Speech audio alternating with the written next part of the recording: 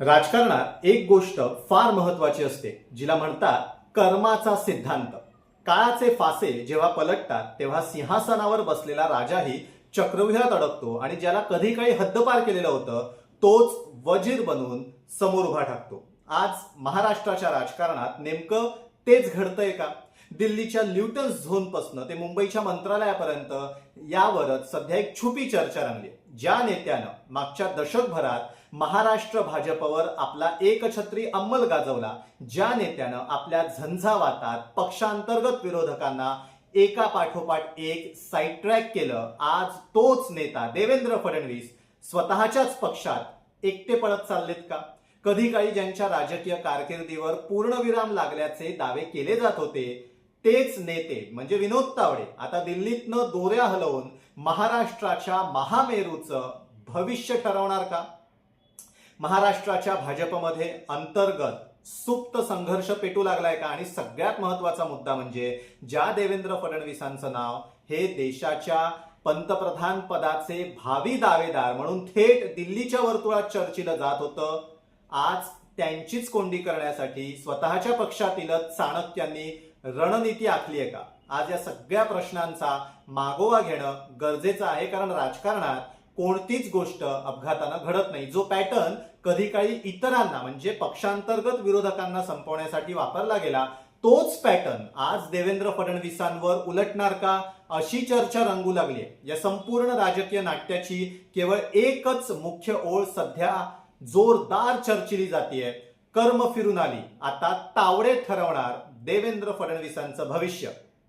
नमस्कार, मी अनिकेत पेंडसे नावकास्ट मराठीमध्ये आपलं स्वागत करतो. या संपूर्ण प्रकरणाची पाळंमुळं समजून घ्यायची असतील ना, तर आपल्याला थोडं मागे जावं लागेल. वर्ष होतं 2014, जेव्हा महाराष्ट्रात भाजपचे वारे वाहू लागलेले होते. तोपर्यंत महाराष्ट्र भाजपमध्ये गोपीनाथ मुंडे यांच्यानंतर अनेक मोठे चेहरे कार्यरत होते, ते म्हणजे विनोद तावडे, एकनाथ खडसे यांच्यासारखे. विनोद तावडे हे विधान परिषदेत भाजपचा बुलंद चेहरा होते, आवाज होते, विरोधी पक्षनेते होते आणि त्या काळात ते भाजपचे मुख्यमंत्री पदाचे प्रमुख दावेदार मानले जात होते. दुसरीकडे बहुजन समाजाचा चेहरा म्हणून मानले जाणारे आणि गोपीनाथ मुंडेंच्या खांद्याला खांदा लावून ज्यांनी भाजप वाढवला, बहुजन समाजात रुजवला, असे प्रचंड सिनियर नेते एकनाथ खडसे हेही मुख्यमंत्री पदाच्या शर्यतीत सगळ्यात पुढे होते.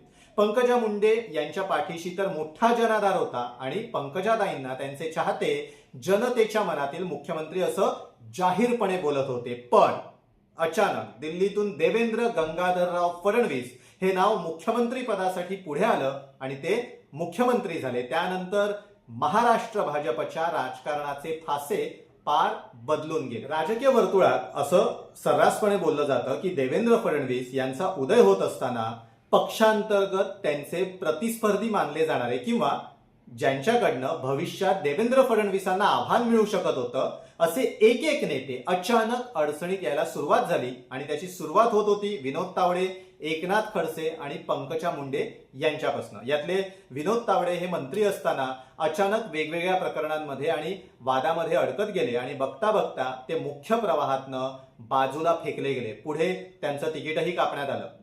एकनाथ खडसे यांच्यावर भ्रष्टाचाराचे आरोप झाले. ज्या नेत्यानं उभा आयुष्य भाजप वाढवण्यात घालवलं, बहुजन समाजामध्ये भाजप रुजवण्यात घालवलं, त्यांनाही मंत्रिपदाचा राजीनामा द्यावा लागला, तिकीट नाकारण्यात आलं आणि शेवटी कंटाळून संतापून त्यांनी भाजपला रामराम ठोकला. अशी चर्चा आजही रंगते की खडसेंना भाजप सोडायला लावण्यामागे देवेंद्र फडणवीसांची कार्यपद्धती कारणीभूत होती. पुढे नंबर लागला पंकजा मुंडेंचा, मग सुधीर मुनगंटीवार, चंद्रशेखर बावनकुळे, चंद्रकांत दादा पाटील अशी अनेक नावं आली. आता या सगळ्या मातब्बर नेत्यांना कुठेतरी दुय्यम स्थानावर आणून सोडण्यात आलं किंवा काही काळ साईड ट्रॅक करण्यात आलं आणि हे सगळेजण कधी काळी देवेंद्र फडणवीस यांचे प्रतिस्पर्धी मानले जात होते. त्यामुळे त्यांचा संबंध जोडला जातो आणि देवेंद्र फडणवीसांबद्दल एक चर्चा होते. महाराष्ट्रात फक्त आणि फक्त देवेंद्र फडणवीस यांचंच पर्व त्यानंतर सुरू झालं होतं. पण निसर्गाचा आणि राजकारणाचा एक नियम आहे की वेळ ही नेहमी बदलत असते आणि म्हणतात ना की कर्म फिरून परत येत असतात. देवेंद्र फडणवीस यांच्या बाबतीतही आज तसंच काहीसं घडताना दिसतंय, अशा चर्चा सुरू झाल्या. मागच्या काही काळापासून दिल्लीच्या राजकीय गोटात एक मोठी चर्चा सुरू झालेली होती की पंतप्रधान नरेंद्र मोदींनंतर भाजपचा पुढचा राष्ट्रीय चेहरा कोण असेल? अमित शहा, योगी आदित्यनाथ यांच्यासोबतच महाराष्ट्राचे मुख्यमंत्री देवेंद्र फडणवीस यांचंही नाव थेट पंतप्रधान पदाचे दावेदार म्हणून चर्चेत आलं आणि देवेंद्र फडणवीसांचा दिल्लीतला आलेख हा वेगानं वाढू लागला. पण सूत्रांकडून मिळालेल्या माहितीनुसार हाच आलेख आता दिल्लीतल्या काही बड्या नेत्यांच्या डोळ्यात खूपू लागलेला आहे. ज्या विनोद तावडेंना महाराष्ट्र भाजपमधनं अक्षरशः बाहेर फेकण्यात आलेलं होतं, ज्यांनी अपमानाचा घोट प्राशन करून महाराष्ट्र सोडलेला होता आणि दिल्लीत राष्ट्रीय राजकारणात आपलं बस्तान बसवलेलं होतं, तेच विनोद तावडे आज दिल्लीमध्ये अत्यंत शक्तिशाली नेते बनलेले आहेत.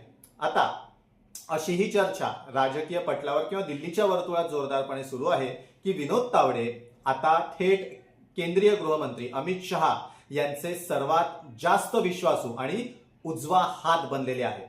दुसरी महत्वाची गोष्ट म्हणजे अमित शहा हे स्वतः भविष्यात पंतप्रधान पदासाठी लॉबिंग करतायत असंही बोललं जातंय.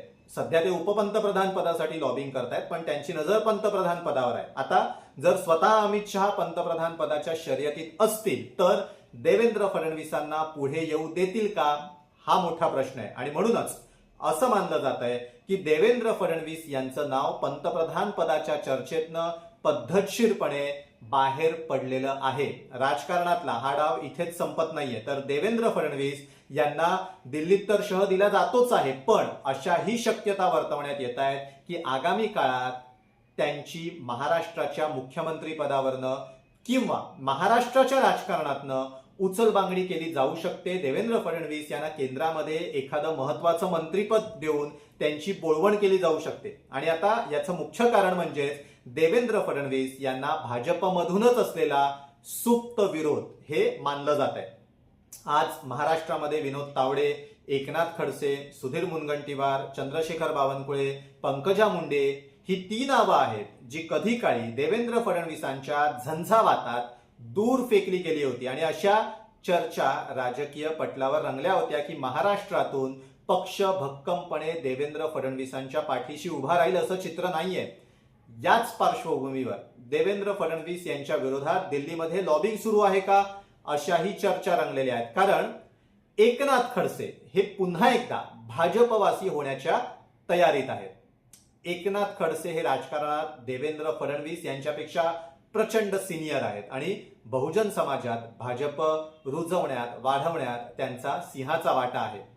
काळाचे फासे कधी पलटतील हे सांगता येत नाही. देवेंद्र फडणवीस पंतप्रधान पदाचे प्रमुख दावेदार मानले जात असताना, तशी चर्चा असताना महाराष्ट्रात मात्र त्यांचं स्थान डळमळीत होतंय का, अशी ही चर्चा सुरू झालेली आहे. कारण एकनाथ खडसे हे एकटेच नाहीत ज्यांना या राजकारणाचा फटका बसलेला होता.